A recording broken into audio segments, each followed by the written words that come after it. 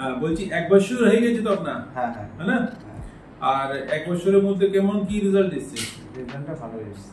হ্যাঁ ভালো রেজাল্ট এসেছে। আচ্ছা, আর বাকি সব কিছু যেমন ডাইট ওয়াইটে অ্যাডভাইস আছে সেটা কি মানে আপনি? ওটা তো আগে। আর শারীরিক পরিশ্রম কেমন?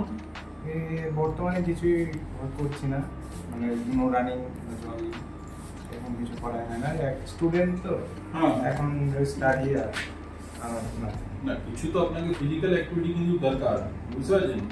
আর তো বডির মধ্যে অনেক কিছু প্রবলেম আসে, মানে ইনঅ্যাক্টিভিটি যেটা হয় সেটা মানে আমাদের ইমিউনিটি ডাউন করে, হেলথ ডাউন করে, মাসপেশি ডাউন করে, সব কিছু ডাউন করে, বুঝতে পারছেন?